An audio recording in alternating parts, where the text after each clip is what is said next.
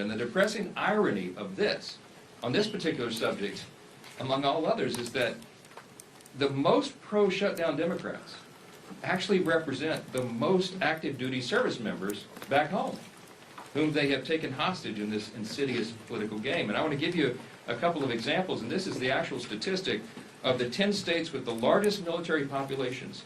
6 are represented each by 2 Democrats in the Senate who are withholding the paychecks. Here's the list. In California, it's home to 157,000 active duty personnel, the most in the country.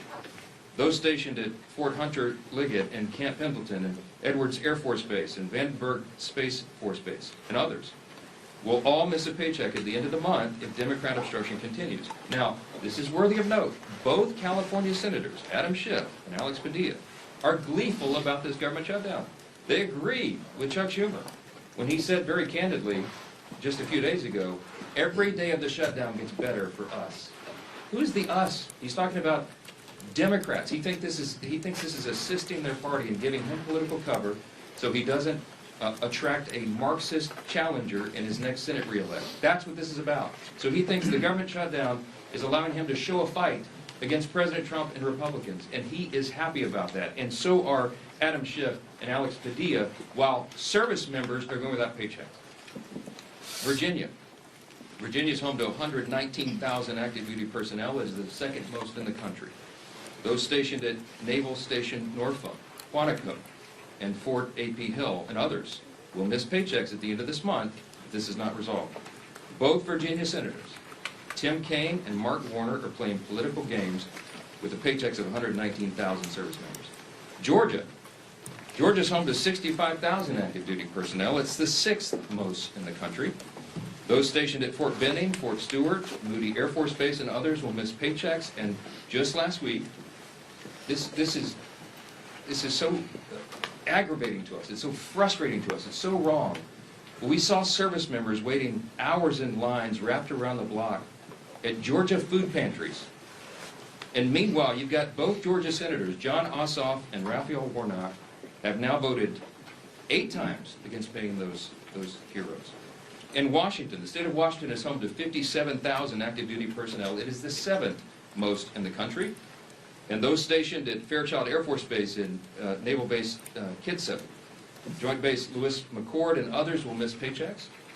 Both Washington senators, Patty Murray and Maria Cantwell, have repeatedly voted against pay for service members in the Evergreen State. Hawaii. Hawaii is home to 43,000 active duty personnel. It is the 8th most in the country. Those stationed at Joint Base Pearl Harbor Hickam, the Schofield Barracks, and others will miss paychecks.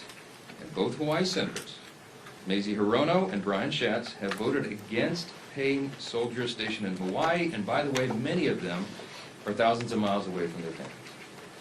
Colorado is home to 35,000 active duty personnel, the 10th most in the country. And those stationed at Fort Carson, Buckley's Space Force Base, Peterson's Space Force Base, and others will miss paychecks. And you guessed it, both Democrats, senators are from Colorado, John Hickenlooper, and Michael Bennett, have voted against paying those troops in their state. And I just want to mention New York. It gets honorable mention. It isn't in the top 10. But the Empire State is home to 17,000 active duty personnel, the 17th most in the country. Those stationed at Fort Drum and Fort Hamilton and others will miss paychecks. And sadly, both New York senators, Kirsten Gillibrand and the architect of the shutdown himself, Chuck Schumer, can barely hide their delight that the government is closed and troops are not being paid. I will just say this. There's something that should be remembered by everyone. Democrats say that even missed paychecks for U.S. troops won't be enough to end this shutdown. The Democrats, who we just demonstrated, represent thousands and thousands of the most heroic men and women on the earth, refuse to put their unserious partisan demands to the side and pay the troops. And here are the indisputable facts of this shutdown. Republicans want to pay the troops, and we have shown that with our actions and our votes now 9 times.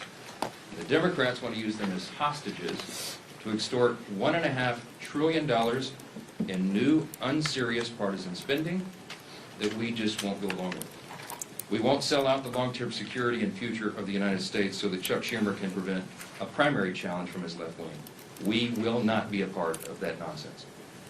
And until Schumer and the left wing of his party are satisfied enough that the pain this shutdown has caused has reached a limit that they're satisfied with, then Republicans are going to stand here every single day. We're going to continue to deliver the simple facts directly to the American people.